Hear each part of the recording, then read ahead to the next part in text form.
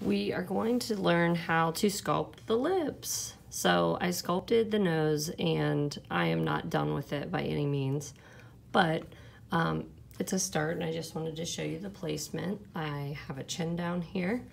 Now I need to think about this area. So this area just isn't two coils. It'll look strange if you just make two coils. So the first, and let me tell you, everything that I am doing is very generalized. Sculpting is an organic process. So when I say you start with this shape and that shape, this is just to kind of help you get started.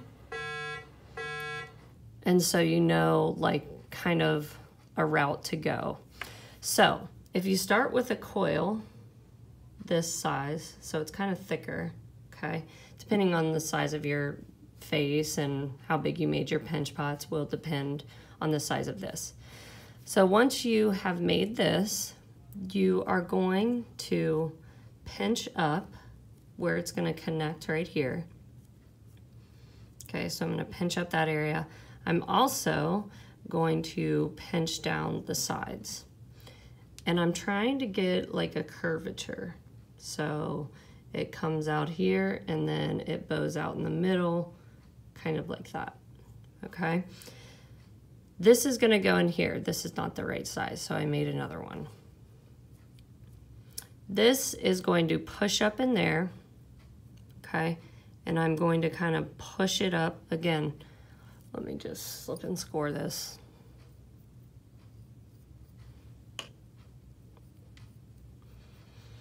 Okay, so I'm gonna push that up in there.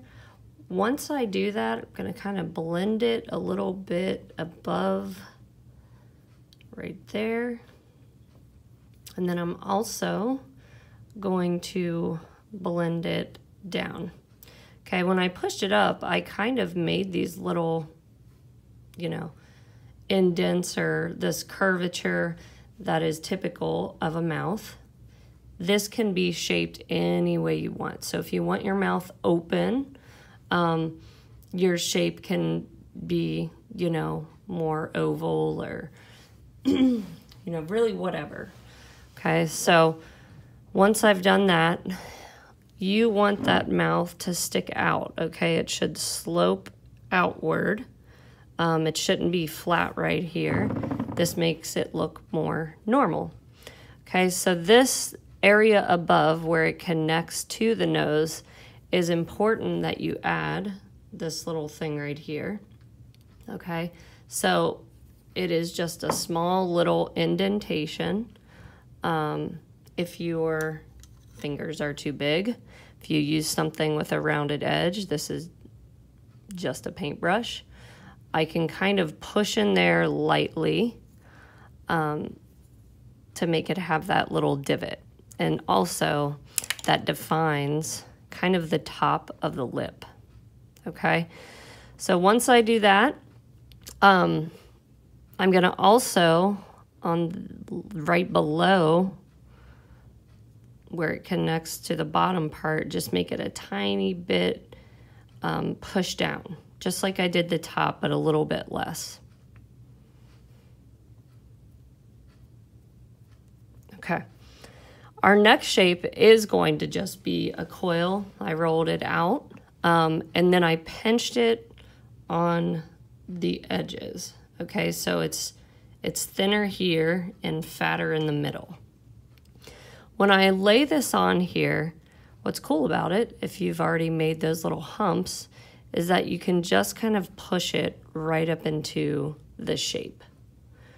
Okay, so this might be a little bit exaggerated in terms of the size, but you get the point.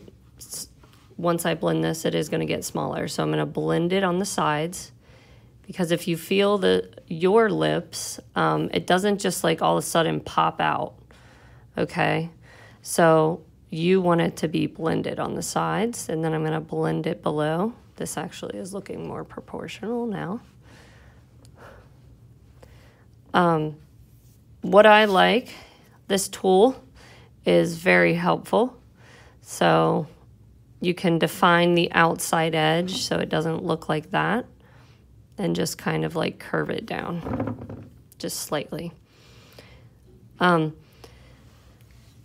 very top of the lip is kind of like right here. Okay, so that should be the highest point on the mouth. You can push your wooden tool in there to kind of get that to raise up a little bit. I'm just gonna like push down up here to make the lips a little bit more defined. So there's so many muscles in our face.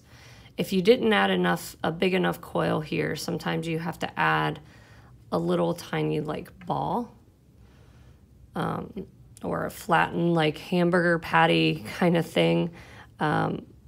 It's a muscle that helps us smile, and it keeps our mouth kind of closed in. So that can be added. You can add another one over here. But just realize too, where that connects to the chin, there's gonna be a little like indentation there before it gets to the chin. Okay, so that's kind of the generic shape of a mouth. Looking forward to see what you come up with.